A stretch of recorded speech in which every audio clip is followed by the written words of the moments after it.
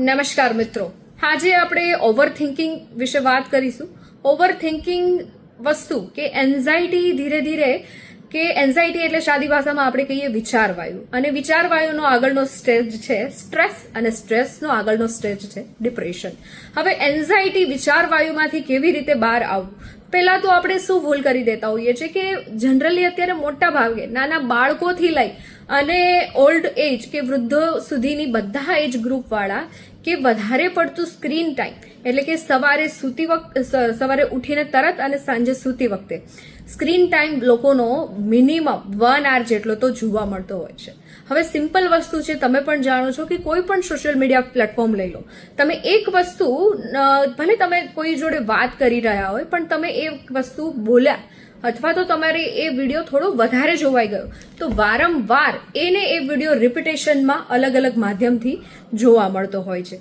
એ health લઈ લો કે પછી કોઈ ઇન્ફ્લુઅન્સ માટેની કોઈ પ્લેટફોર્મ લઈ લો, કોમેડી લઈ લો, કોઈ પણ વિડીયો. હવે કોઈ પણ વસ્તુનું કન્ટેન્ટ તમે કેવી રીતે જોઈ રહ્યા છો, એક સારી ઇન્ફોર્મેશન માટે જોઈ રહ્યા છો તો કોઈ પ્રોબ્લેમ નથી, પણ જ્યારે વસ્તુ કન્ડિશન ખરાબ ત્યારે થાય કે તમે વારંવાર તમારા માઇન્ડને એટલા બધા ઓપ્શન આપો છો કે તમારું માઇન્ડ આટલું બધું બેર નથી કરી શકતું કે આટલા બધા ઓપ્શન બેર નથી કરી શકતું. ત્યારે થોડા જે ગ્રે મેટર છે, વ્હાઇટ મેટર છે, એની અંદર ઘણા બધા કેમિકલ્સનું સિક્રીશન થતું હોય છે.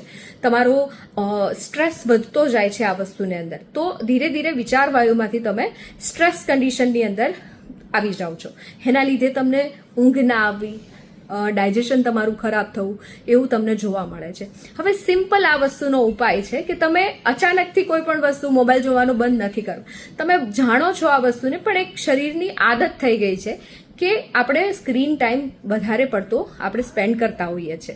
શું કરવાનું કે જ્યારે તમે ઉઠો છો અને જ્યારે તમે સૂવો છો, સૌપ્રથમ જ્યારે તમે ઉઠો છો ત્યારે તમારું માઇન્ડ જે છે એ એકદમ શાંત અવસ્થામાં હોય, એની જે થિંકિંગ પ્રોસેસ છે એટલી બધી સ્ટ્રોંગ ના હોય. તો એવા ટાઈમે તમારે થોડું યોગા, પ્રાણાયામ વગેરે, તમે જો સારું વાંચન છે, મ્યુઝિક છે, એ બધું રાખો સ્ક્રીન ટાઈમના ઓપ્શનમાં, તો તમે વિચારવાયુથી એટલીસ્ટ બચી શકો છો. સાંજે સૂતી વખતે કોઈ યોગ નિંદ્રા છે, કોઈ મેડિટેશન છે, કોઈ મ્યુઝિક છે, એનો જો તમે સપોર્ટ લો છો તો પણ તમે વિચારવાયુ અને એક સારી ઊંઘથી તમે સૂઈ શકો છો. તો આટલું ખાસ સમય તમારા પોતાના શરીર ફિઝિકલ માટે તો ઘણી બધી ઔષધિ છે, ઘણી બધી દવાઓ છે, ઘણા બધા હોસ્પિટલ છે, પણ મેન્ટલ ડિઝીઝ માટે આ એક સારો પહેલું પગથિયું છે જે બધાએ ફોલો કરવું જોઈએ. Thank you.